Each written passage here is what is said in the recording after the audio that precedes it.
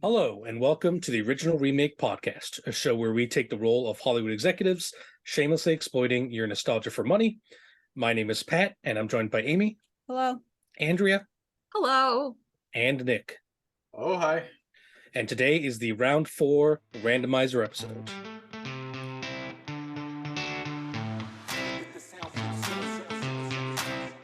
All right, let's get to it. As per usual, we're going to talk about our favorite and least favorite movies of the last 4 that we've watched.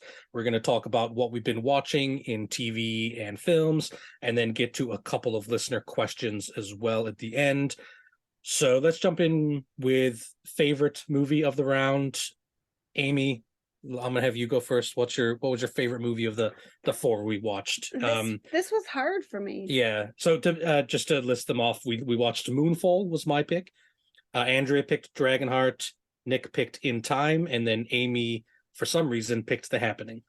I don't even remember doing that. I think I was in a. You were in a bad place. I was in a trance. So it was hard because I wanted to. I like both In Time and Dragonheart equally, truthfully. But as per the bylaws, you can only pick one. As per. Yep, that I make up on the spot. Because points count. And not that it's going to actually happen, but you can't pick your own. Yeah, no. Sorry, guys. If you thought that was going to happen. They're both so different. They really are. But I like them both equally. If I had to choose which movie I'd watch over and over again, it's In Time. Even though I don't like the ending, I choose In Time. All right. Because I feel like that would be the best remake out of all of them. That has the most potential to be an excellent movie. That's fair. That's even better.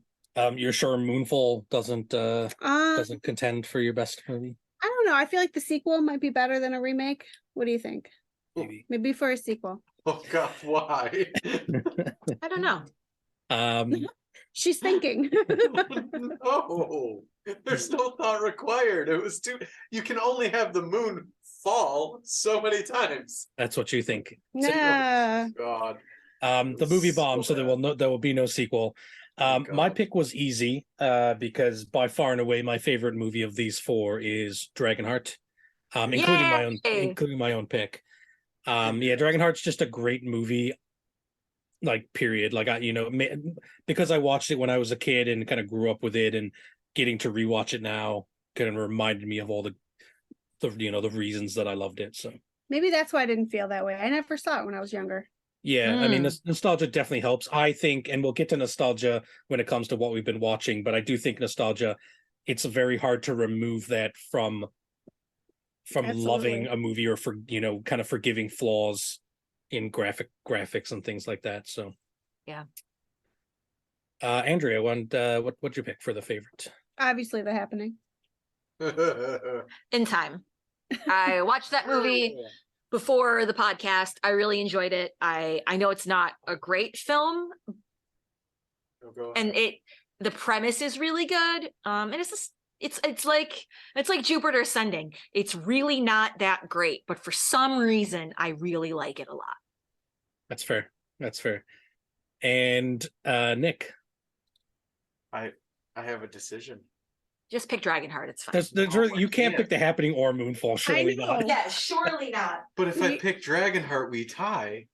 And if I throw it away on some hunk of garbage, almost as bad as Moonfall, like The Happening, In Time wins. I'm gonna say shared victory. So if you tie, you both win.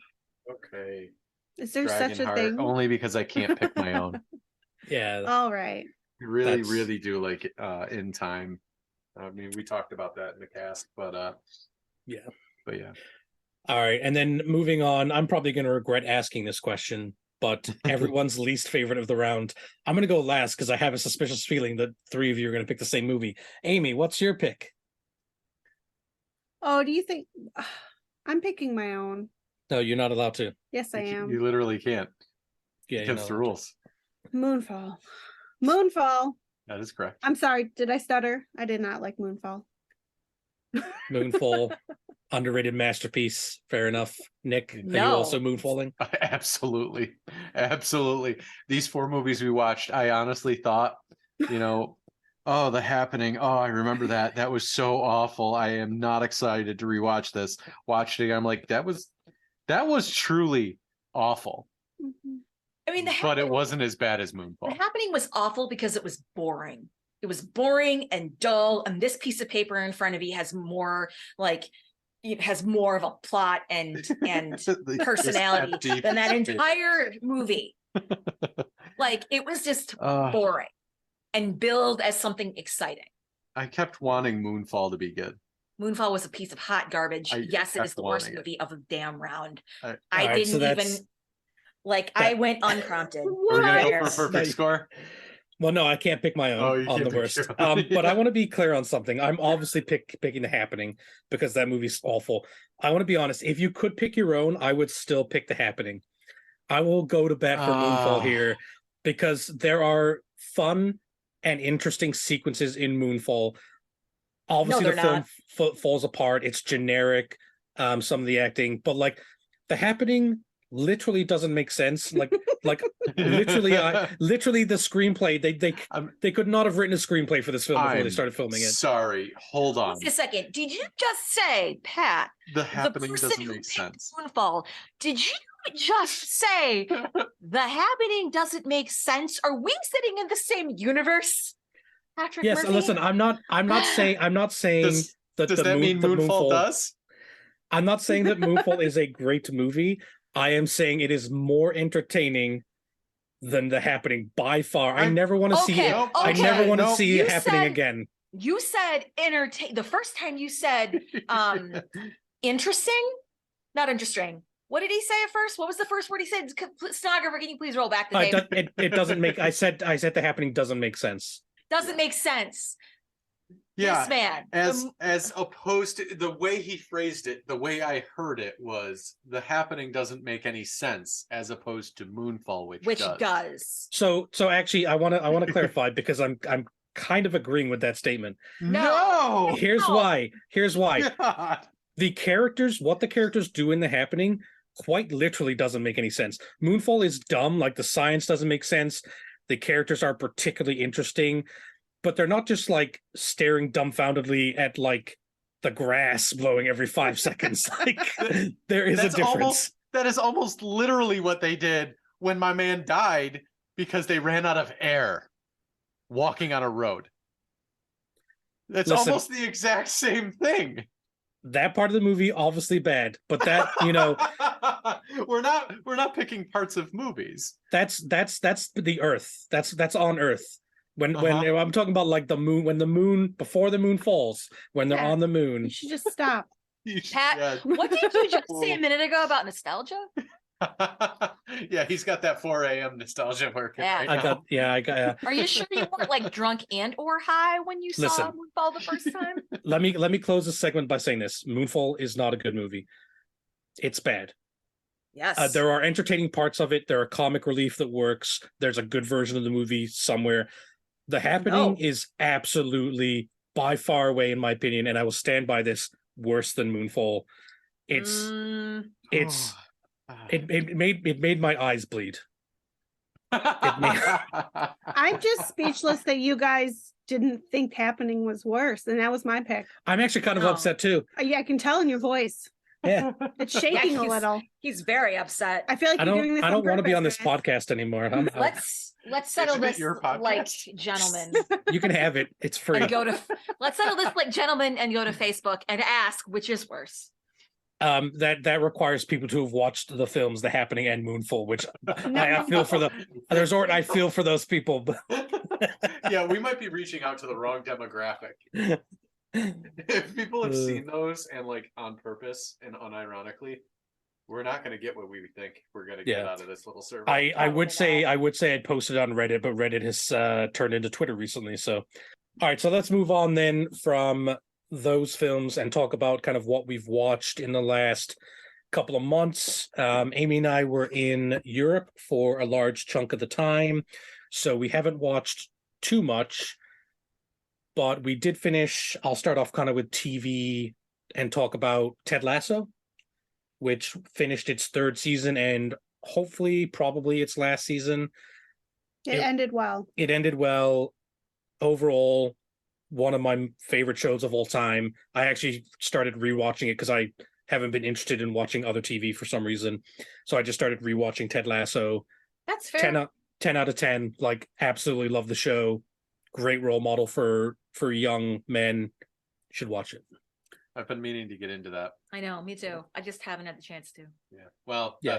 that's Not true. I haven't had the want. Yeah. I've wanted to watch like Stargate Atlantis instead, because that's like comfort food TV. Yeah. But you know what? Ted Lasso can be comfort food as well. Even there's a lot of touching moments in it, but the comedy is so hilariously dumb sometimes. Let me give you an example. This is from the third season, but it's not a spoiler. Ted Lasso walks into an elevator and a tall guy's in there, and he goes, "Whoa, you're tall. Was your dad a tree?" And that sounds absurdly stupid.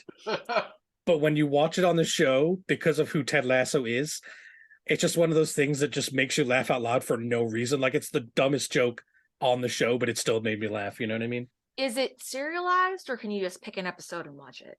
No, it is serialized. But they are short-ish episodes, like half an hour. And I think the longest season is 12 episodes. So that's one thing I miss about TV. You could just put on an episode of Atlantis or Star Trek or, you know, Farscape, I guess, if you were into that. And like not have to understand 3 seasons worth of material in order to get that one show that you watched. Yeah, but I think it's worth it in Ted Lasso's case. Like, there's pros and cons to both, right? Adventure of the Week is fun and you can skip around, but there's something to be said in Ted Lasso for the way the characters kind of evolve and the way their relationships deepen over time. I think is a huge part of the show. Okay. And that's part of what I love. Like, you grow to love all of the characters and their little quirks. Like, there's one character called Danny Rojas who like just says football is life and he's always super happy. And it's just hilarious. Like he's just fun to watch on screen. You know what I mean? Mm-hmm. So yeah, highly recommend it. And Nick, Andrea, I think you should definitely watch it. All right. Okay. It's on the list. It is on the list. You just got to make the time. Got to make the time and find the want. Yeah, that's the tough part, is like starting something new. It's going to sound kind of weird, especially when you're talking about TV series and something that's got 3 seasons already. So starting something new like that can be a commitment. Mm-hmm. Yeah. And time is tough this time of year. You know, the weather's nicer, people are doing a lot of things, and carving out that time and investing it into something like that is tougher than it ought to be. As we're about to talk about the amount of TV that we've watched that's quarter. That is fair, but because we've watched a lot. Like, that's the list. All right, jump right in. Tell us what you've been watching. Okay, so we watched Silo, the new Super Mario movie. Watching Silo. Sorry, it's still in progress. And that's easier to watch than Ted Lasso right now because there's like 5 episodes or something like that. And in my persistent rant of the book is better, Silo, I actually like what they're doing with how they're making their changes. Yeah. So Silo is actually a 3-book trilogy, and it was a book series first printed. Actually, it came out as like a serial. So like the first, 3 chapters would come out. And then the writer would then release the next 3 chapters, and he was just like kind of writing it and then publishing it on Amazon. And then like people who were reading it were like, can we have the whole thing? Because once he had done, like, I don't remember the exact story about it or story around it, but he'd been asked to publish it all at once, and he did that. And so the first book is called Wool. The second is called Shift, and the third is called Dust. I just annihilated Wool in like a day because it was just so good. But the series is actually better. Wow. In one of the very rare moments where the TV show is better than the book, the TV show actually gives more depth and flavor to the characters. And when you say that about it being serialized in first, that kind of makes sense. It's kind of like how The Green Mile was released. Stephen King released it like a couple chapters at a time, or a couple pieces of the book at a time, and it was great. What I mean is, it kind of makes sense for how the book plays versus how the TV plays, or the TV show plays. The way the book flows, you can tell that the thought process is kind of disjointed sometimes from chapter to chapter. And that makes sense if, 2 or 3 chapters came out and now all of a sudden we've got a little bit of a break and then a continuation of the story. The thought process may not have been the same when the writer was writing it. I'm speculating here. I don't honestly know, but the TV show is clearly well thought out. Oh yeah. And they skipped over some of the completely unnecessary BS. Yeah. And fleshed out a bunch of the other stuff that is absolutely necessary. And I don't want to give anything away because it's an absolutely excellent watch. So yeah, it really is. We're planning on watching it. The books got recommended to me by a YouTuber I follow called Media Death Cult. That's yes, it's a tongue-in-cheek title of his YouTube channel. Clearly. Yeah, but he does a lot of science fiction books, and that was one that was always on my list. And then when I heard the TV show was coming out, I never read the books after I've watched the TV show. I hate doing that. So I was gonna get the books, and I my TBR list is so long that I think I'm just gonna skip them and watch the show. But it's good to know you're enjoying it, because whenever I always love prestige sci-fi shows, and the actors who are in it, the trailer made it look fantastic. So yeah, glad to see you're enjoying it. Yeah. I got introduced to the show when I was on vacation. A friend and I were staying with her brother, and he was like, "Have you heard about this show?" And we're like, "No." And he's like, "Oh my God, guys, you have to watch this." So we did. And we watched the first episode, and we were like, "Oh God, this is amazing." Also on vacation, we watched The Power, which is on Amazon Prime. That is also based off a book. I think it's a good idea for that one if you read the book first, because I think the book is better. I mean, if you don't want to read the book, you're not missing out on too much, I don't think. They hit all the high points and all the necessary things in the show. The show was great.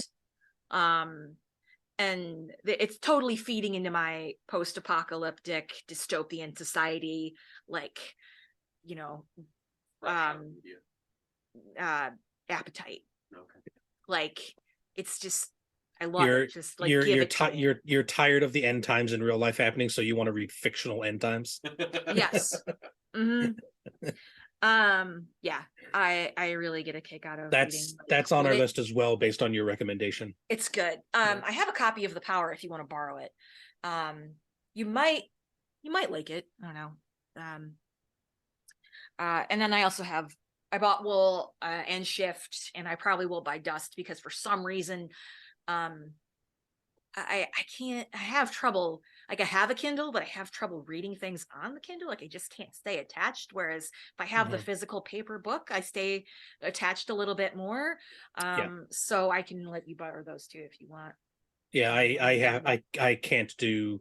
I have to read actual books. I can't do audiobooks. I can't do Kindle for some reason. I just love holding the actual book in my hand. Yeah, I think it's that satisfaction of knowing how far you've gotten. Yeah. Just every now and then closing the book and then flicking the pages, Yeah. So satisfying. Yeah, I don't know what it is. I can't do a Kindle either. Yeah.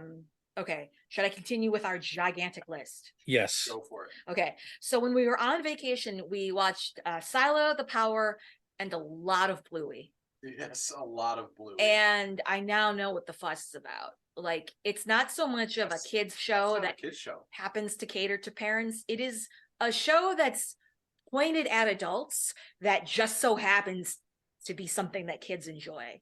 Like, the amount of episodes that I watched where I was like, yeah, that makes sense. Yeah, I feel that. Where it clearly was like the parents' point of view. It was just like, let me put it this way. When was the last time you ever watched anything, quote unquote, build towards children or as a cartoon that had you invested in a character? Yeah.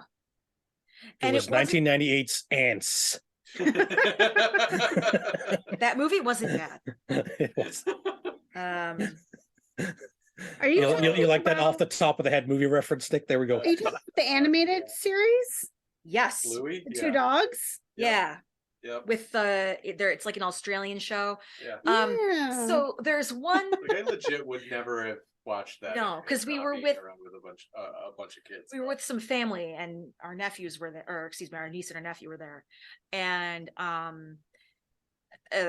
so they had it on to entertain the kids. And there was one episode in particular that I remember where the mom and the dad were trying to put together a swing, and they were like arguing over it, like a not a swing set, it was like a swing on a porch. Oh yeah. And they were arguing over it.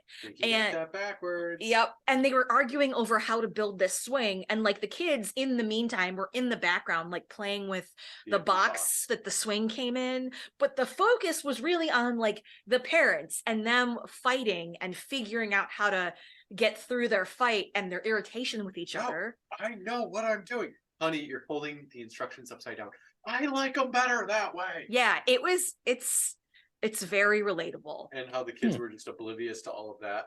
And then when the kids came back later, the adults were like, listen, you got a little hot-headed earlier, my bad. Yeah. And it's like, so Nick and I don't have kids, but we still related to it, because who hasn't put together like furniture and you're like, I don't know how to do this. Like everything. Anyone who's ever been to IKEA is going to understand that episode.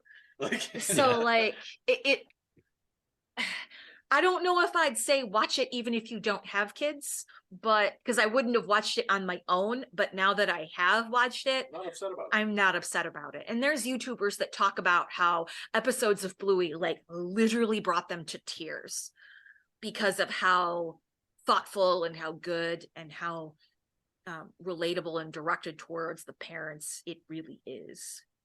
Yeah. Let's see. I did not expect that to be on the list. I'll be honest with you. Really? Yep. Didn't expect to go that shocked me. So we watched Severance. We watched a couple episodes of Severance. Yeah, I pushed. We really had a hard time. I bailed on it maybe episode 3. Yeah, I did. I bailed on it episode 2. I'll get back to it because there's enough there that makes me want to come back to it, but it's just so dry and so slow. I love the premise of what's going on there, but nothing is happening. Yeah. It's a very, very, very slow burn. And I'm notorious for loving slow burns. So I really enjoyed the series. And the end of season 1 is really, really good. I'll get there. It's just going to take me a while. It's going to take a while. Yeah. Have you guys met Christopher Walken yet? No. So when you meet him, I think it kind of picks up a little bit. I haven't met him yet. Okay. In the show. I want to say I have, but it was brief. I want to say I have too, but I don't honestly remember. Yeah. I'll get back into it. It's been a couple of weeks. Yeah, right when we got back from vacation, I didn't want to go anywhere or do anything. Yeah, neither did I. So we binged a little bit. And that was in our to watch list. Let's see. I watched 3 episodes of the show Yellow Jackets, which I really enjoyed. It was too gory for Nick to watch, so I was watching it by myself, and like I don't know if I was ready for the amount of gore, but I'm not mad about it. Yep, hard pass. I was very excited to see Melanie Linsky, I think her name is, in like a role where she's just not like the slightly chubby best friend.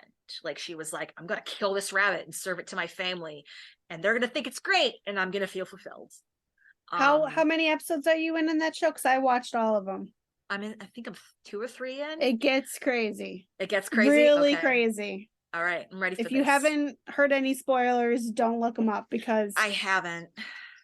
Almost sadistic crazy. I've seen one scene. I walked in while you're watching it, and they were trying to sacrifice someone. I'm like, what the hell is the show about?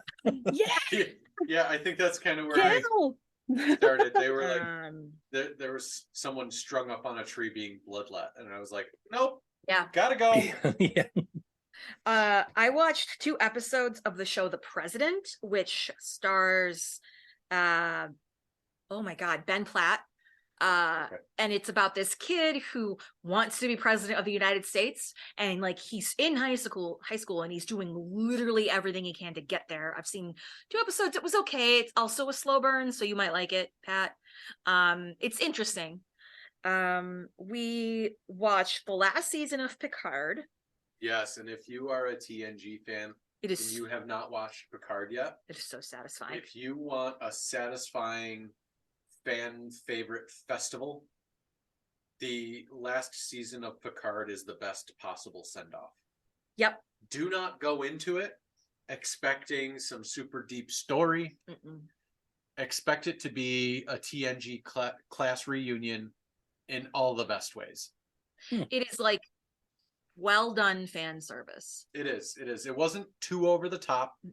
Mm-mm. You can see a lot of it coming, but it's that kind of, oh, is this gonna, oh my God, I hope it's this. Yes, it's this. Yeah. Kind of payoff. It was very good. I enjoyed it. I really liked a character that is kind of an asshole in the beginning. Like, he was my favorite character in the series, and it wasn't any of like the TNG cast. Who was it? Shaw, the captain of the Titan. Oh, yes. He's so funny. He's great. He's completely deadpan. You want to punch him in the face. You want to punch him in the face, but then you want to hug him at the same time because he's just really cool. I don't know. I love the guy. All in all, it was a good season. We watched the end of The Mandalorian. Well, not end up, but the end of season. The end of the 3rd season. Yeah. Meh.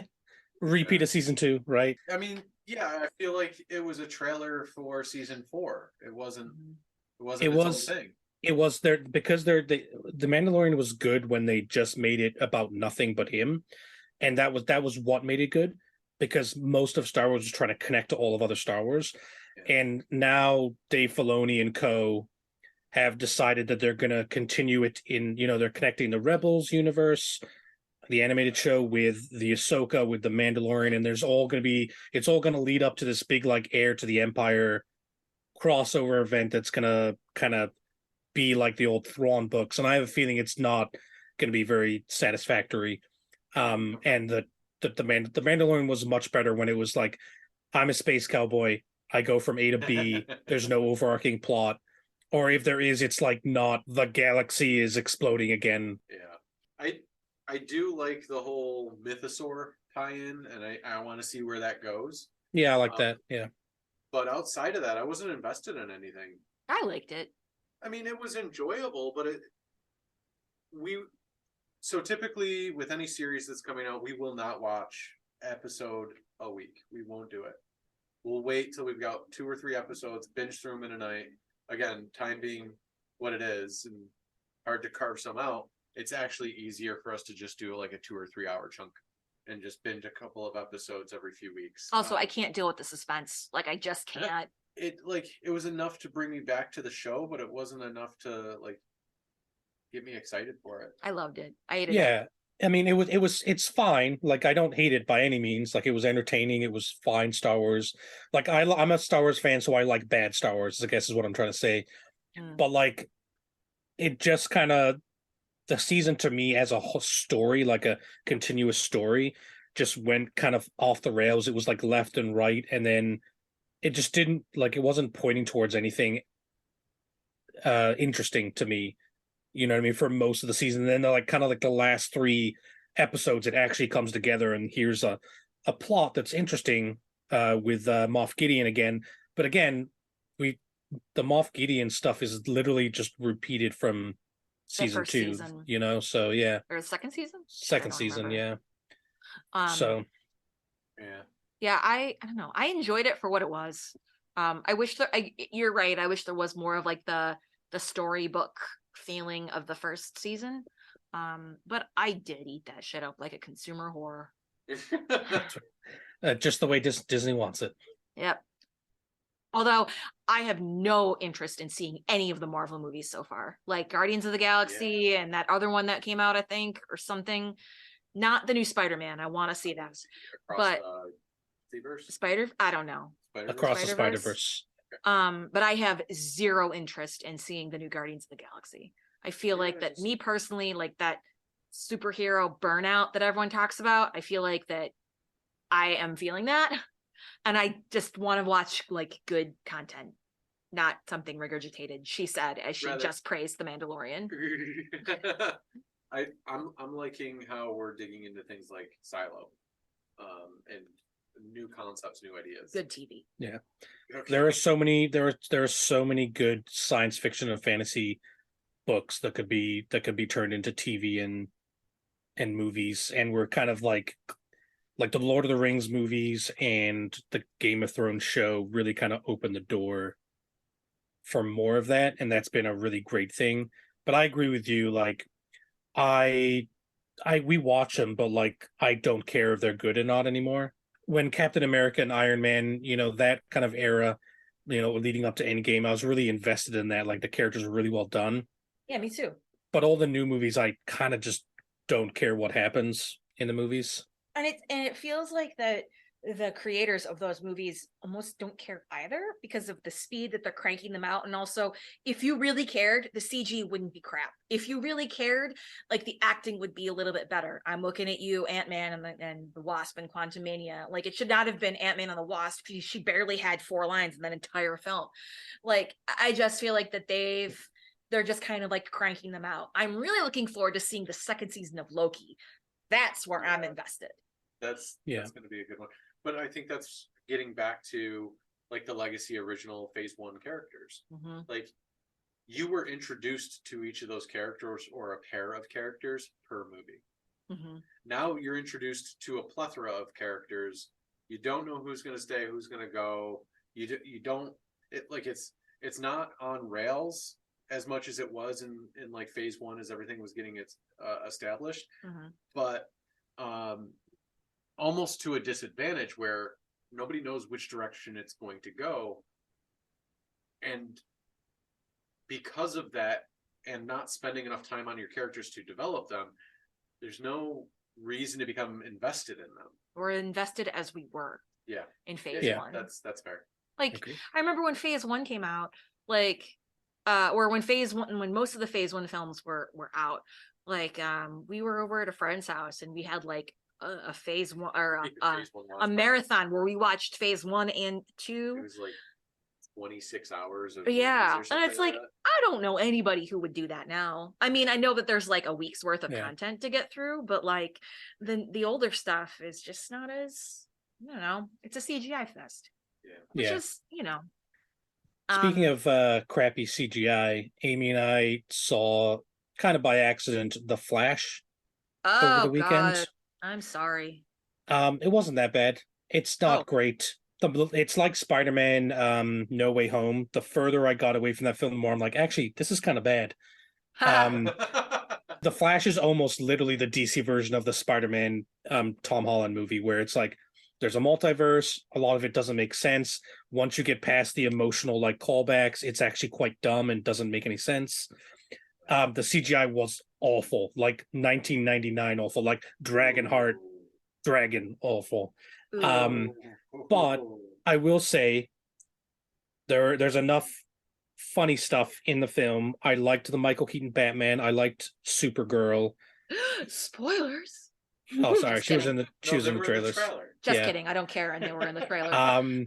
And I think if there's the very first scene in the movie, the Flash rescues a bunch of children, like actual babies that fall out of a building. That's how stupid the first scene is. And it's dumb, but it's hilarious, and it made me laugh and chuckle.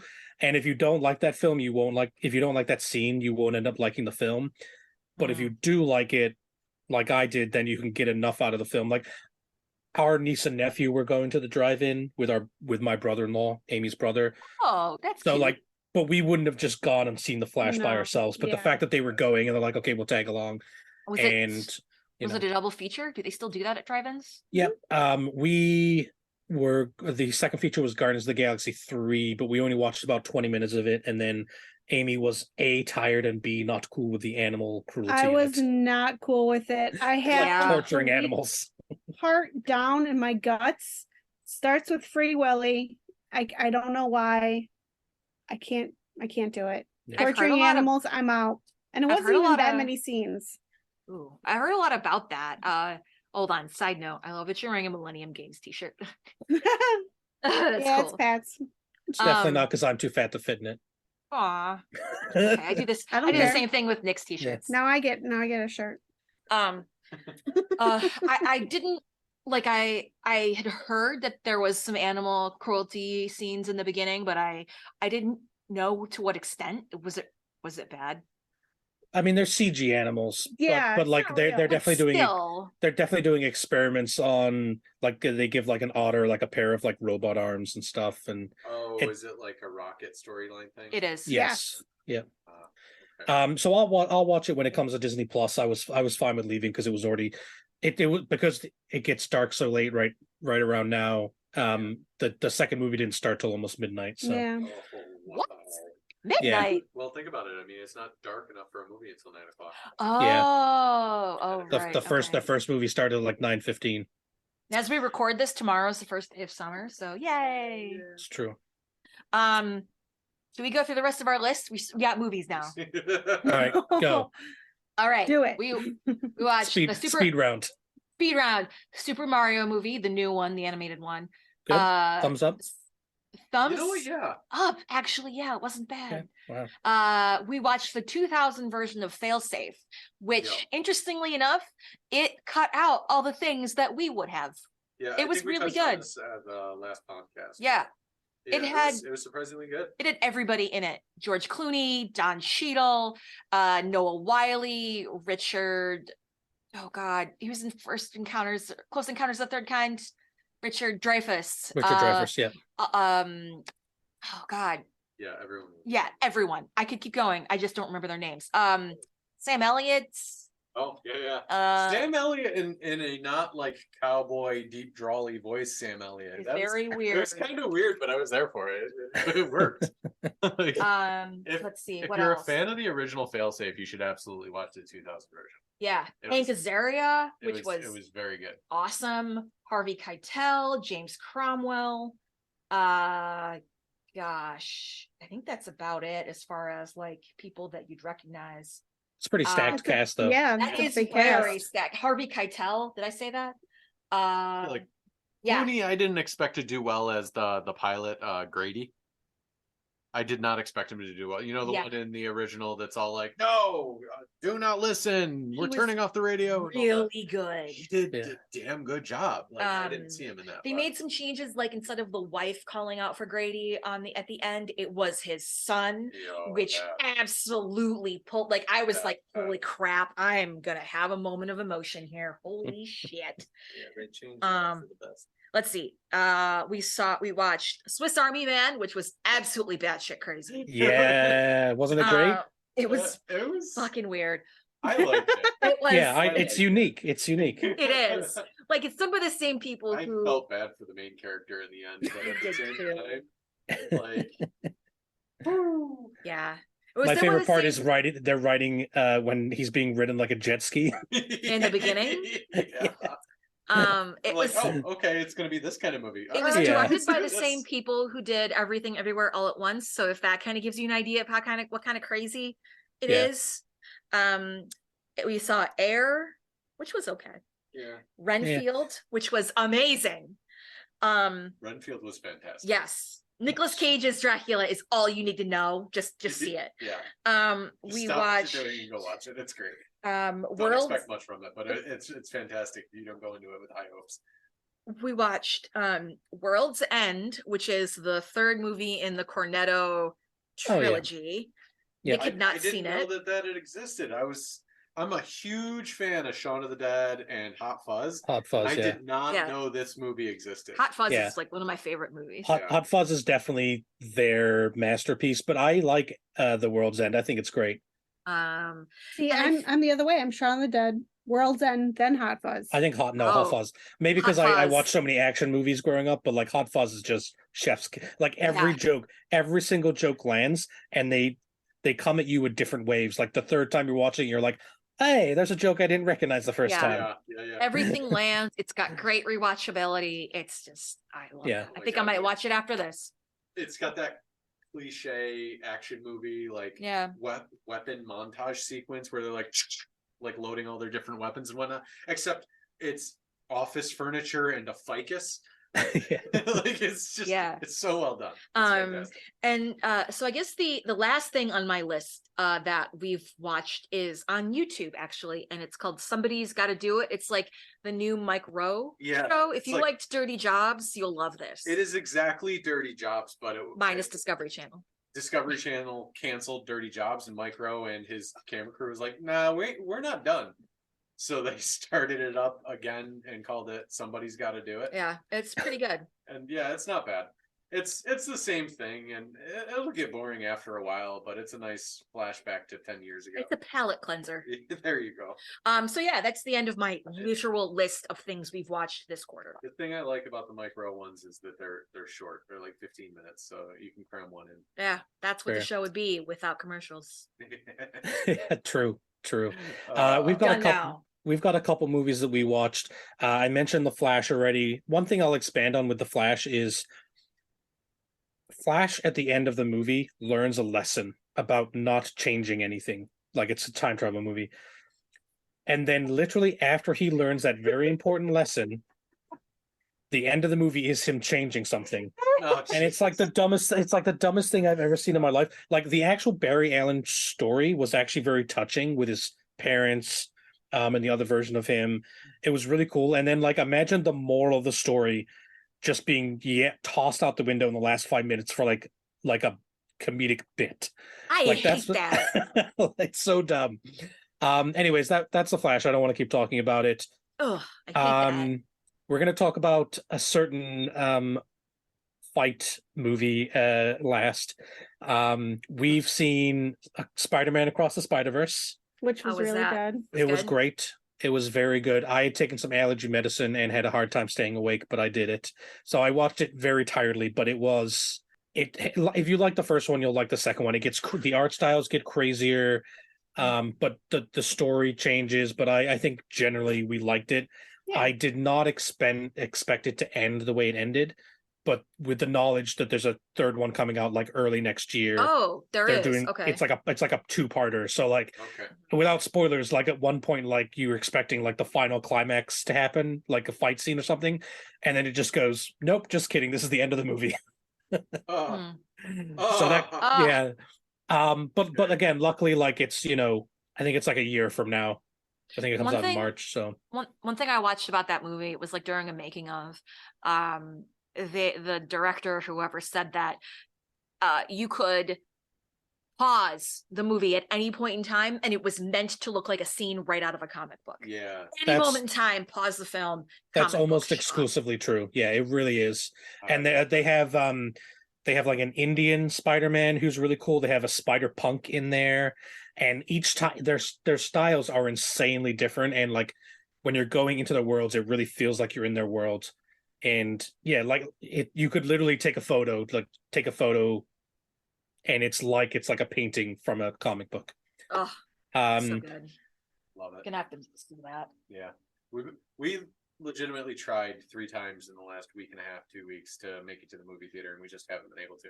Yeah, we've got Movie Pass maxed out on credits, and really do. We really just need to burn some of those. So like we've been trying to make it to the theater.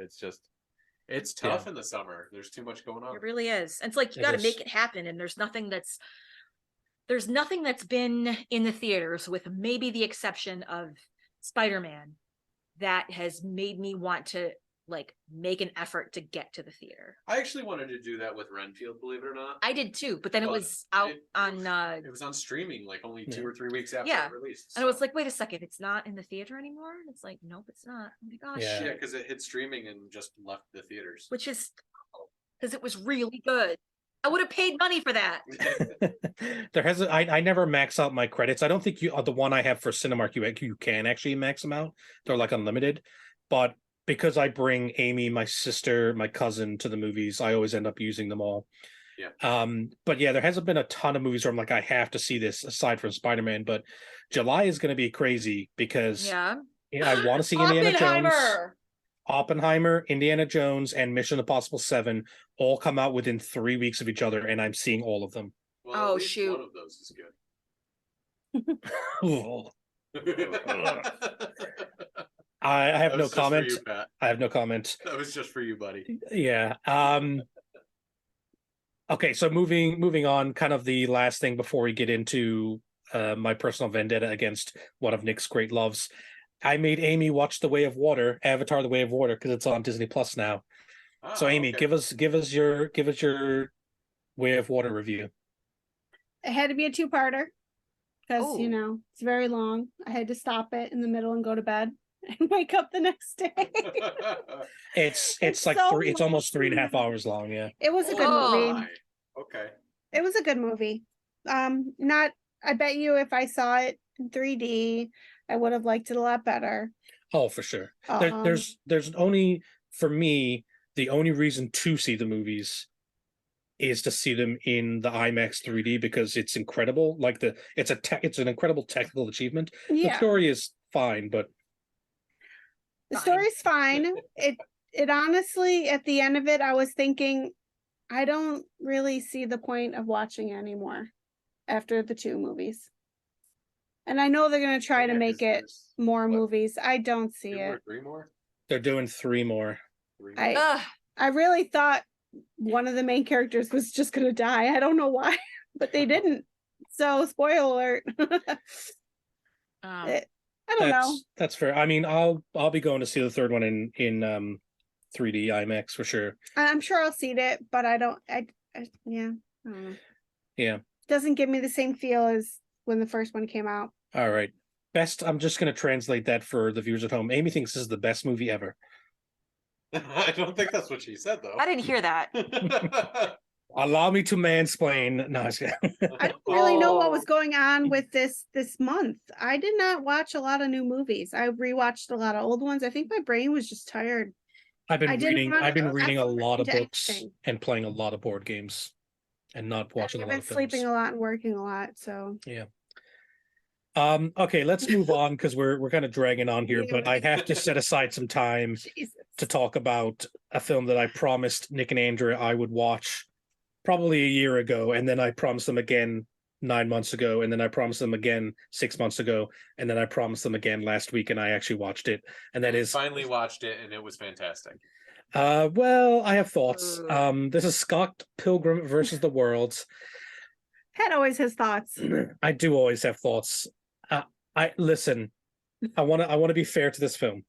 I can completely understand when it came out what the big deal was about. I can understand that, like, being nostalgic for this film, but I feel the same way I would probably feel about watching The Goonies, which I've never seen. If I watched it now, Yes, you have. I made you watch it that one time. I must have blocked it out. Yeah, you did. Yeah, Oh I my freaking gosh. hated that movie. but that's the thing. If I watched it now, I bet I wouldn't like The Goonies, or I just think it's fine. And that's kind of the way I felt about Scott Pilgrim versus the World. It's not very good. He was on his phone the whole freaking time. Because Reddit's on a dumpster fire and I wanted to be a part of it. Oh, so you didn't actually watch the movie then? So I watched the movie. I watched the sense. movie. I picked up my phone a couple times. Don't exaggerate. Listen, I heard what she said. it is a very stylistic movie, and the style is cool, and I love the director. He's done amazing movies. But it's too much style, and underneath that, there's almost no substance. Oh. It is just he fights one of her boyfriends, this girl he just met and apparently he's in love with. Then he met he fights another, like, it's literally just like 7 fights in a row or 6 fights in a row. And it's funny sometimes, but like there's no like poignant moments. It just didn't reach out to me in any way other than the visual style. And about 20 minutes into the visual style, I was like, yeah, I get it. You know what I mean? I feel like that's all the film had going for it, is it's super unique in the way it's filmed and the way it presents itself. I mean, it gets played like a video game, but like there's no other video game references in it, which I thought was kind of weird. It's like its own game, dude. I guess. The storytelling, the method of storytelling is really fun. And I forgot that it was directed by Edgar Wright. Edgar Wright. We Yep. just talked about him. Holy Yep. shit. Baby Driver, fantastic film. The first Ant-Man? No, he dropped out of that. No, did he? I Yeah. thought he didn't. No, he did drop out. He That's did unfortunate. an underrated movie that I like called Last Night in Soho, which I thought was great. Obviously he did the Shaun of the Dead and Hot Fuzz and all those things. He's a terrific director with a great sense of vision, and you can see that from Baby Driver, from Shaun of the Dead, from Last Night in Soho is a very visually unique film. But Last Night in Soho had a kind of substance, a mystery that was kind of easy to guess, but I still enjoyed it to it. Whereas I feel like I could have, aside from the fact that everyone like in this movie went on to become insanely famous, I didn't really care about like a lot of the actors or anything like that. So it's certainly not that I hated it. I just think I bet if I had watched it back and when it came out, when was it, 2010, I think. 2010. I bet I would have, enjoyed it then perhaps. But I think watching it in retrospect, I wasn't as impressed. So it was good for its time, just like the Goonies. What you're saying is Pat has finally watched our Big Trouble in Little China. Yes, he has. Okay. The true. Okay. I'll go on a limb here and say I like Big Trouble in Little China better than Scott Pilgrim versus the World. Agreed. Well, that's fair for you. Yeah. But what I mean is, like, how sometimes when like Scott Pilgrim versus the World feels like another version of, do you guys remember Napoleon Dynamite? Everyone went nuts for it for like a summer. Mm-hmm. I never got that movie. Like I laughed like twice during the movie, and it's kind of the same thing. Like when Chris Evans' character, they trick him into skating down the thing. That made me laugh. There's a what's his name, Culkin there, as the gay roommate. He made me laugh. I love his character. But outside of that, I thought it was kind of just something that people have talked about so much that I was always going to be disappointed, if that makes sense. There's too much of a zeitgeist around it. Okay. I watched Napoleon Dynamite in the theater at the Little, and I was like, the fuck is this supposed to be? And then the second time I saw it, I was like, holy shit, I get it now. The first time I was just like, I don't understand. I laughed once at Napoleon Dynamite, and that's when they throw the steak at the guy. That's the only time I laughed. And I don't know why I laughed, but because it's funny. Yeah, but like this is one of those keystone films, I think, because it's like Freaks and Geeks. If you look at that show and who's in it and who's directed it, every single person went on to become famous. And I feel like every single actor in this film is a famous person now. Brie Larson, Chris Evans. Oh yeah. Michael Cera was kind of big at the time. Kieran Culkin is went on to do Succession. Yeah. Audrey Plaza, Anna Kendrick, Mary Elizabeth Winstead. Yeah. These people, like, there's an insane amount of talent that went on to have really good careers. It is a veritable who's who. Alison Pill was now in the new Picard show.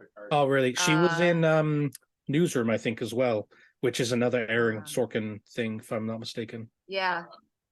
Wait, Anna Kendrick was in that too? Yeah, she was. She's Scott Pilgrim's sister. Oh, okay. Oh, she's the teacher in the original Snowpiercer film. Mm-hmm. Oh, yeah. She was?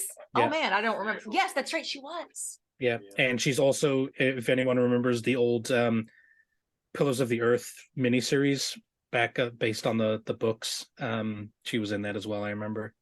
Huh. Okay, but that's my Scott Pilgrim versus the World. I don't begrudge anyone's liking of it. I completely understand how you could get sucked into the style and the zeitgeist of the film, but not for me. Fair. I suppose that's fair. That's right. See, I purposely was reasonable, so you can't be mad at me. No, I'm still mad at you. Don't dilute yourself. Yeah. Have you guys watched The Mist yet? No, we were going to, and then we decided to watch Swiss Army Man instead. Okay, those are both good choices, so that's fine. Yeah. All right, moving on to the last segment here. We're gonna answer just one listener question this week. This is from Nate, and this is a quite a tough one.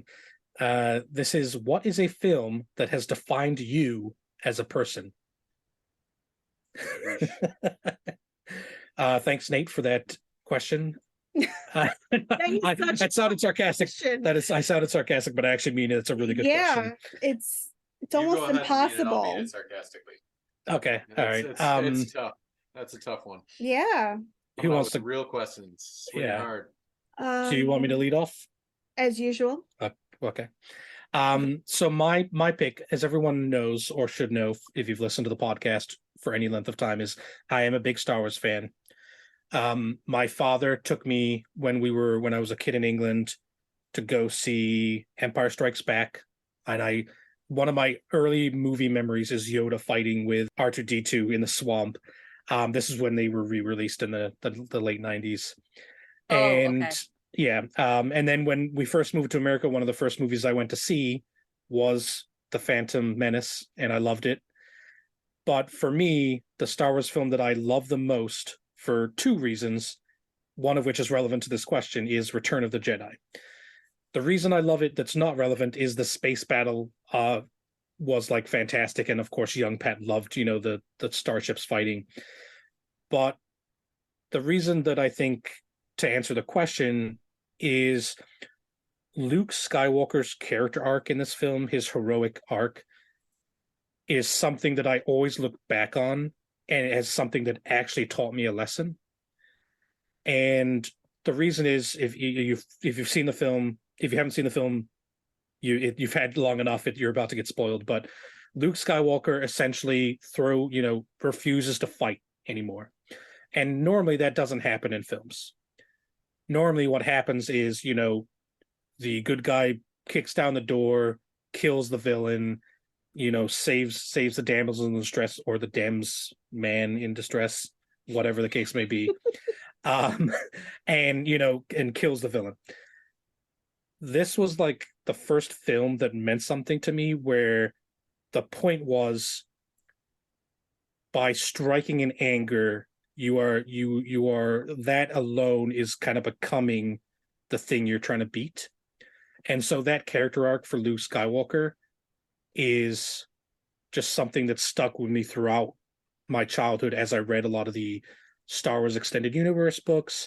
It influenced, for example, a lot of people don't like The Last Jedi, for example.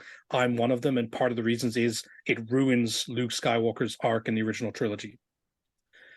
And so that's just one of the films that I think kind of always stuck with me.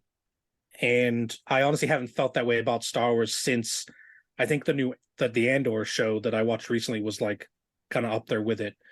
But Star Wars hasn't been kind of that poignant for me for a long time afterwards.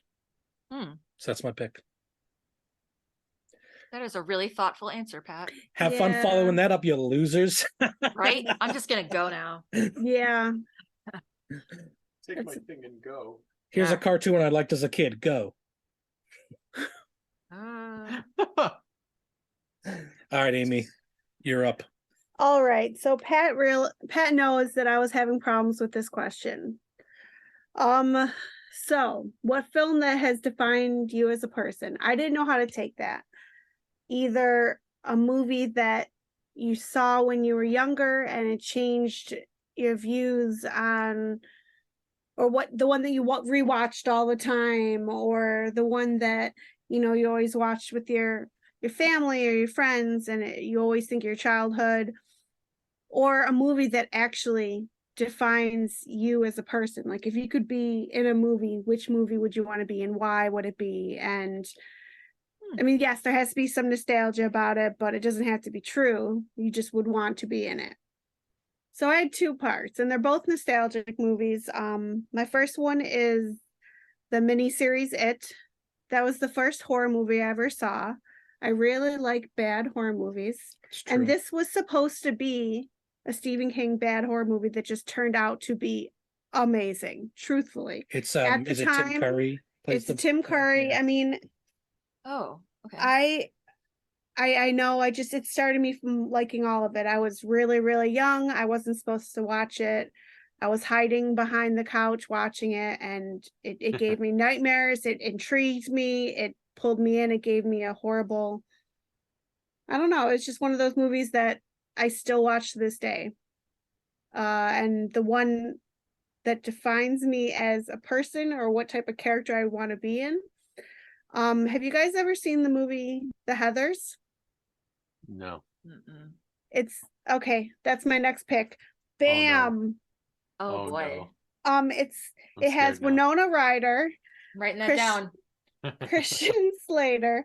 It is a movie in the 80s. I saw this not when it came out because I would only be 3. Come on.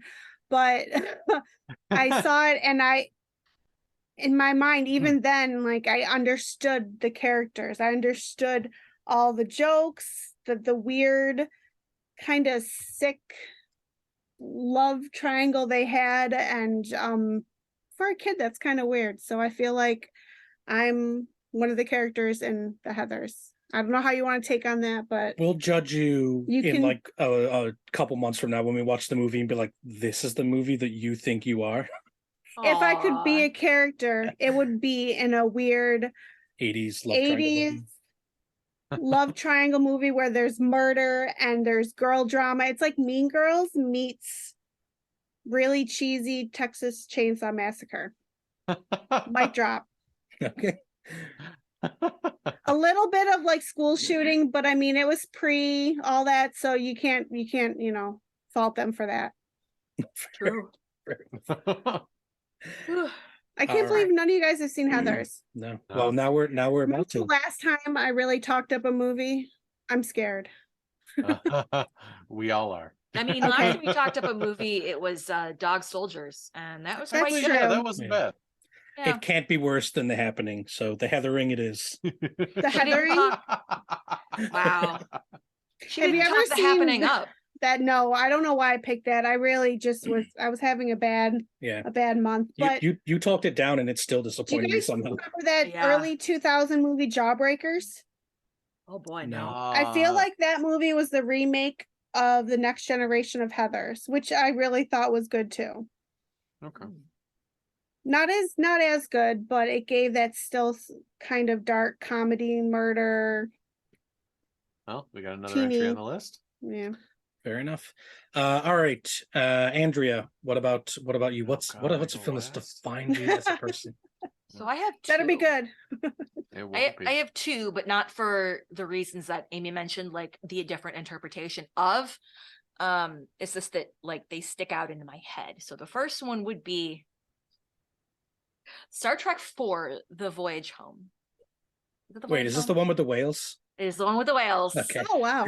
Okay. It came out in 1996, and that's when I was born. So I saw it a couple of years later. Not born in 96. What? I love you. What? You were not born in 96. 1986. You said I was nine. I I'm okay. I thought sorry. I was like, wait, how young are you? Yeah, I was We're like, old. I'm Guys, not, good skincare. I'm Excuse not me, Robin the Cradle, 1986. okay. 1986. Jeez,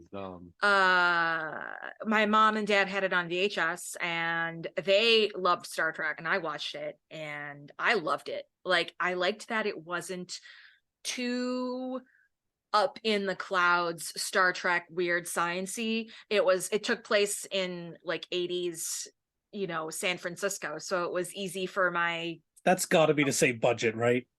I don't know. I mean, by that point they'd already done The Wrath of Khan and The Search for Spock, both of which had like a lot of like explosions and effects and Yeah, that's things true. like that. So I wouldn't be surprised if it was for budget reasons, but I really enjoyed that movie. Like it kind of kicked off this lifelong love of Star Trek, and I have a lot of really weird encyclopedic knowledge of Star Trek. Like there was one time Nick messaged me and he's like, who was the name of that really mean captain who took over? And I said, Jellicoe. And he's like, what the hell is wrong with you?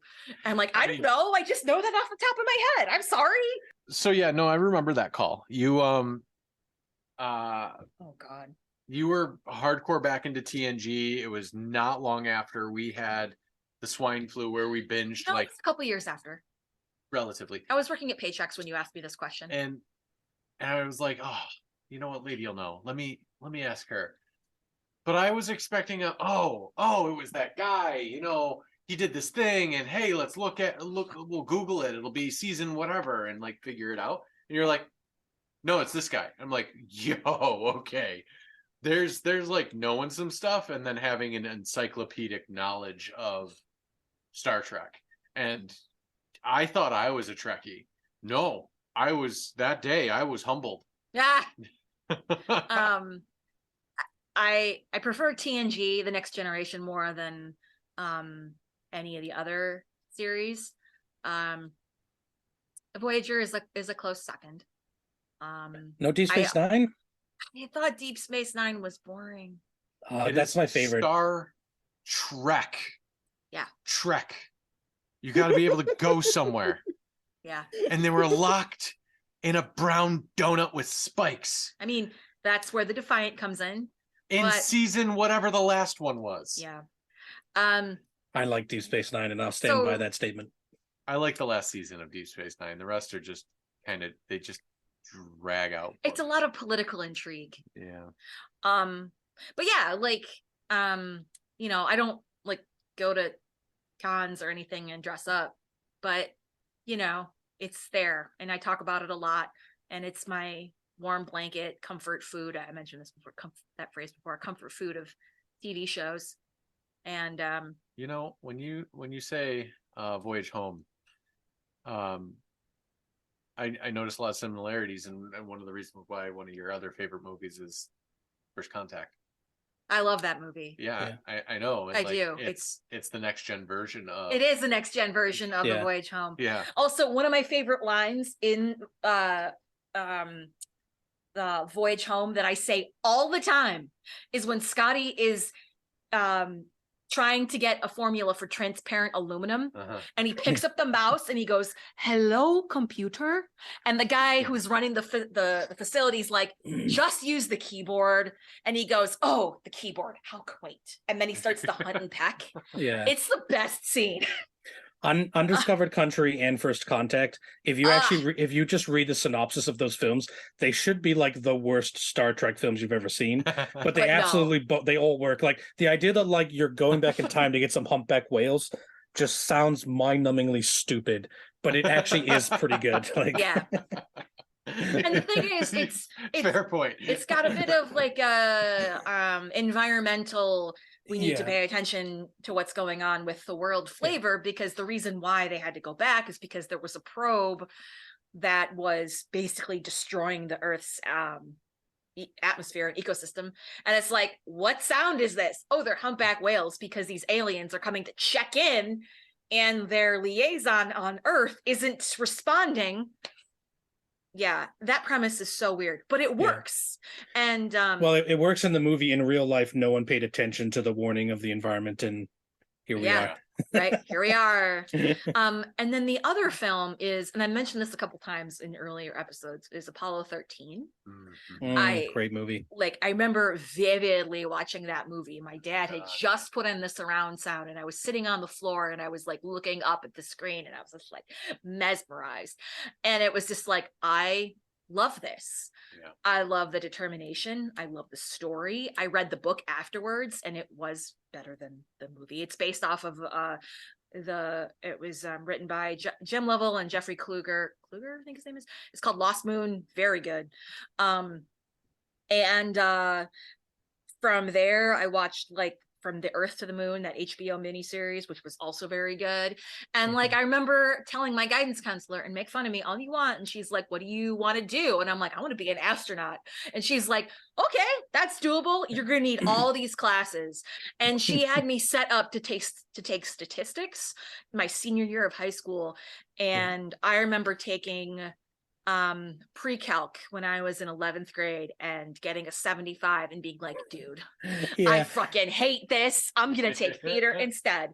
I wanted to be in economics, and in college I got to statistics 3, and my brain, something in my brain just went like, nah, bro, you ain't getting No. past a C in this. You're done. Like, Yeah. like I did okay in the first two, but Like I took AP Bio and I struggled to get like an 80, which is, I mean, I'm normally a pretty good student, but that movie fueled my love of space. Yeah. Like I had a telescope when I was a kid, and I remember the moment I like looked at the moon in the telescope, I like was speechless. Like it was that feeling of, oh my God, I'm very small. And you know, the one thing on Nick and my bucket list is to see all of the Orbiters. or the orbiters from the shuttle program. And that's just been awesome. Like I love the Air and Space Museum and just all of those things that I enjoy doing for fun and reading about when I pick you know, books to read, and even school projects that I did, everything, even to the Legos that we have in this house. Like we've got a Lego, I've got like the Saturn V rocket, the Lego Saturn V rocket. The land moon. We've got the lunar module Yeah. in a Lego, and we're putting together the International Space Station, although it's taken us a little bit for that one because we've just been lazy. But like all of that stuff stems from watching Apollo 13 and being absolutely obsessed with the story and just the world and the awe that people had at that time for the things that, you know, mankind was doing that we didn't think we could do. Yeah. So what I'm hearing is you went to your guidance counselor, you said, I want to be an astronaut so I can go back in time and save the space whales, and then you ended up in drama. That's what I'm hearing. Perfect. So that you could go back in time and save the space whales. Yeah. Just not for realies. Yes. Oh my gosh. That sounds great. All right, fair. No, those are both excellent picks. We watch Apollo 13. We watch like on the regular, like at least once every like 4 or 5 years. Yeah. It's a great movie. It is. Yeah. It's just solid. It's so good. All right, Nick, give us your pick. You can basically regurgitate the last 10 minutes of what Lady just said on the Apollo 13 front. We are both very passionate space nerds. But actually, that's more of a hobby for me. I wouldn't say it's like defined me as a person, although it's been a big part of my life, just more in a hobby type capacity. I don't have any one specific movie that like defined me. It's more of a type or a genre. Things like Tron and Hackers,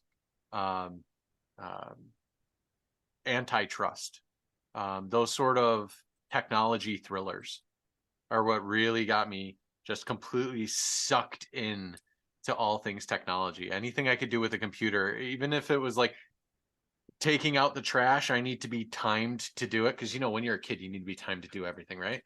I would find a way to sneak off and get onto my parents' computer and open up QBasic and write a small program to make a timer count out on the screen to go take out the trash and stupid shit like that. So I don't have any one specific one. If I did have to pick one though, I'd probably say Hackers. That's probably the one that kicked it off. And because of Angelina Jolie. Of course. Yeah. You know, we shredded that movie. You shredded that movie. I still maintain that it was a good one. And anyone who would like to join me in my fight to save that movie's reputation. Thank you. Save that movie's reputation. Please go back to season 2 of this podcast and listen to how all these folks are wrong, and I was really right. Huh. I really didn't get the concept of this question, did I? Baby, no, I think you did. You did great. You did. You got. Well, now I want to actually know what you guys feel like, which movie you would be a character in. That could be a question we'll write down. That's a great question. Yeah, it's a great question. Hard. I'm not exactly which one is accurate or which one you would want to be if you could be a character. That's a great. It is a hard one, which is probably why it took too long. Here's your randomizer. There we go. It's on the list. So, what character would you like to be in a movie? So, like, you get to pick whatever movie you want, and you get to play that role. Yeah, Yeah. you would think that would be the role, that would be the character if you were in the movie. Oh, Like you okay. embody that. That You you're embody that, even though maybe it's not something you have done in the past or you ever think you Okay. would, you'd want to be. I think that's Okay. I think that's a good question for another time because the podcast is over. All You're right, not thanks my for joining. supervisor. What's that? You're not my supervisor. That's true. We have to go. We have to travel back in time to warn the humpback whales that Hey, we're I still didn't make fun of polluting. your picks, did I? No, listen, I'm in. The movie's great. Like, I'm not even joking. Like, that is a great movie. But I just wanted to make fun of people polluting the environment still. Oh, okay. Well, the premise is Aw. great. It is. I mean, the premise is it's great, but it's also bonkers. That's true. That's true. All right. So we will be back in 2 more weeks with the start of round 5. Give you a little hint towards next episode. It's Terminator related. So I'll let you guess which terrible Terminator movie I've picked to remake. Dun dun dun dun dun. Dun dun dun dun dun. Dun, dun, dun, dun. Thanks for listening to this episode of the Original Remake Podcast. If you'd like to provide feedback or have a question, please email us at remake.cast@gmail.com. We'll be back with another episode in 2 weeks. Dun dun dun dun dun.